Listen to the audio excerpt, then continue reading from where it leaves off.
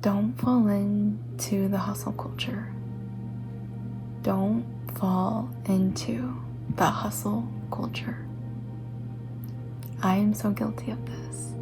I am so guilty of going all the way to the gas, no break, to achieve my goal. But when I achieve my goal, I feel absolutely empty. And I don't want you to experience the same thing.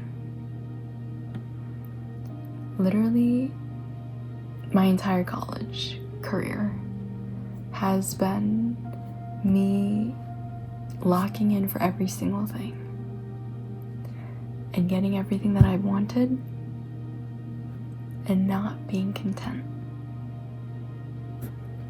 And what that has taught me is that to question what I'm pursuing, to question what I value, to question what I want in life. And I ask you the same thing, because how are you orienting yourself to achieve what you want in life? To being able to get and receive and work hard for what you deserve. Because right now I'm kind of in a wishy-washy spot right now, because I've really been slacking on my instrumental homework. I haven't been really doing it. And the standardized test is coming around, and my final is coming around. And my automatic reaction has been to go all the way crazy, lock in, not have a break, and just focus solely on the final and the standardized test. And I realize I fully can do that. I don't have an issue. I'll get a good grade. I will work hard. But the thing that I know that I do not want is to feel dead at the end. To feel like all that I've worked for was for nothing, just for a stupid grade. Not saying grades are stupid, not saying this, not saying that, but I do not think it's a good reflection of who I am as a person. And I've just really been tossing around in my head that I want to absolutely go crazy studying like every single minute that I have free, and working hard, doing the club, doing school, doing my internship, trying to get all my other classes done. And I realize I would have nothing left for myself. Because tomorrow is like the last day of new information, and I could literally start studying for the final tomorrow. And I already have a plan, and it's very time efficient.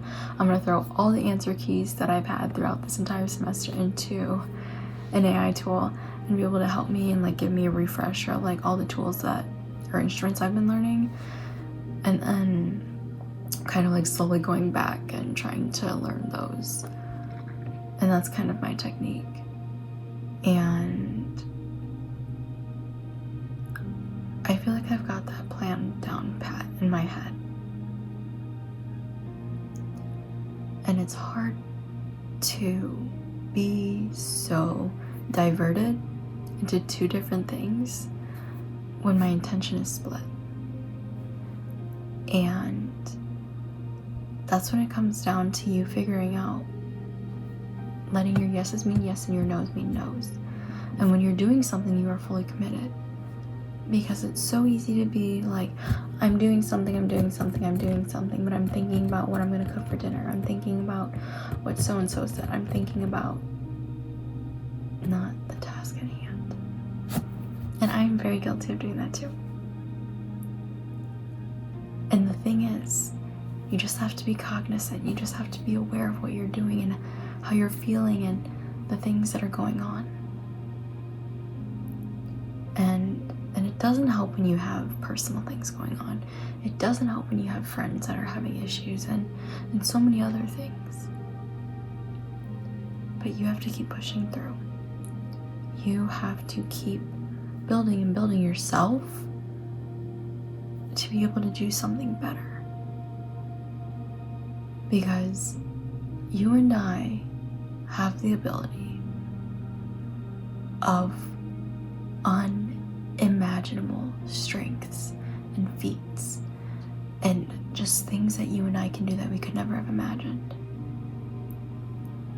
And it comes from focusing at what you need to get done now and working towards the thing that you want, but when you don't want it anymore and when you want a break, you give yourself that break. And it's taken me probably the past couple of years to try to get better at that. So I'm not trying to say that like I'm absolutely perfect at it, because I'm not. And I want you to know that we are in this together. That every single thing that you experience, I probably experience as well, just in different variations. Because we're all human. We all have emotions and we all have feelings. And when it feels like it's so easy to shut down and just grind, don't. Because things always come up. Things always bubble up. Whether it's you trying to hide your feelings, hide your thoughts, hide and suppress every single thing within you to meet your goal, to get your goal. Once that task is completed, what are you left with? You're left with the shell of yourself. You're not left with yourself. You are simply left with the shell of you. I say this from experience. And I am not ashamed. I am not shy. I am not embarrassed to admit that. Because if that just gives someone else, or just one person, someone else, peace, then it's worth it. Because every single thing that I learn, I hope I can give to someone else, even if it's just one person, that they may have an easier life experience than I did. And I hope you do the same. That you share every single thing that you learn in a positive way, or at least an intentionally positive way, to give to somebody else, to give them that gift of life from a different perspective. So I want to leave you with this. When you see a goal, when you see something that you want, go for it. I gladly will support you from afar if that is something you truly deep down want. And I challenge you to let your yeses mean yes and your no's mean no. Because yes, you can do a task, but you can also do a task terribly and shouldn't have even done it in the first place, and the quality of your work is nothing. But when you finally are locked in and then you focus on the task at hand, let your yes mean yes. Because you and I split brain. But when we can put two brains or your whole brain together, you can stay focused. So give yourself the grace to calm down, take a deep breath, and to realize that you're gonna be okay. Whatever outcome occurs, comes to fruition, it's okay. Your world is not gonna end because you don't get what you want. But at least you say and can say you tried. Good for thought.